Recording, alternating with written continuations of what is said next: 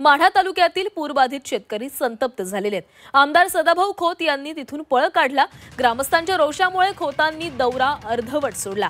सत्तेत असून मदत का नाही असा गावकऱ्यांनी सवाल यावेळी सदाभाऊ खोत यांना केलाय। माढा तालुक्यातील उंदरगाव इथं पूरबाधित शेतकरी आणि ग्रामस्थांच्या रोषाला सामोरं न जाता आमदार सदाभाऊ खोत यांनी पळ काढला। पूर पाहणी दौरा अर्धवट सोडून सदाभाऊ खोत उंदरगावमधून निघाले। संतप्त शेतकरी ग्रामस्थांनी सदाभाऊंना सत्तेत असून मदत का मिळत नाही असा जाब विचारला। 2014च्या लोकसभेला आम्ही तुम्हाला 1 रुपया देऊन मदत केली, आज आम्ही अडचणीमध्ये असताना तुम्ही फक्त रिकाम्या हाताने का आलात, असाही सवाल संतप्त शेतकऱ्यांनी विचारला। आमचा थोडा उपकार करा। त्यांना काय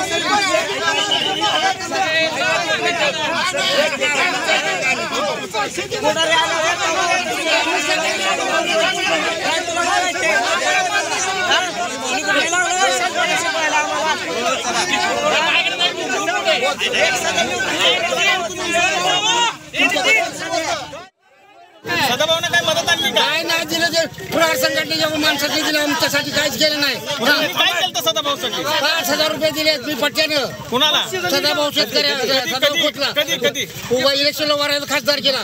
बर आता काय मागणी आहे? आता काय मागणी आहे? काय मागणी नाही, त्यांनी माघारी जावं। आम्हाला काहीच मागणी नाही। आमच्या नशिबाने काय बोलते होते, आम्हाला काहीच नको आहे। पैसे माघारी किती वर्षाने आलेत भाऊ? 10 वर्षांनी आले असतील। 16 वर्ष त्या टायमाला आले मागे बी 10-15 वर्षापूर्वी आले, त्याच्यानंतर आता झाले। तुम्ही त्यांना इलेक्शन मध्ये भरपूर मदत केली, सगळ्यांनी केलेली आहे।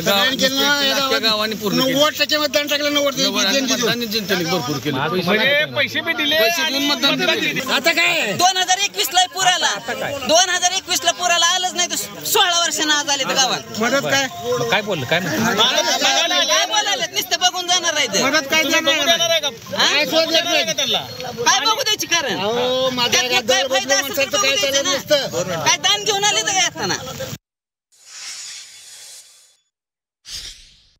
तर पूरबाधित शेतकरी हे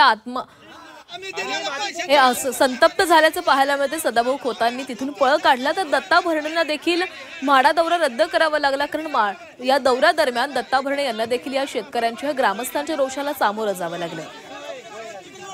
आणि या संदर्भात अधिक बोलूयात आमचे प्रतिनिधी सचिन कसबे आपल्यासोबत आहेत। सचिन, नेते मंडळी माढामध्ये पाहणीसाठी येत आहेत, मात्र त्या नेते मंडळींना या ग्रामस्थांच्या रोषाला सामोरं जावं लागतं। सदाभाऊ खोत यांनी तिथून पळ काढला, तर दत्ता भरणेंनी देखील आपला माढा दौरा रद्द केलाय।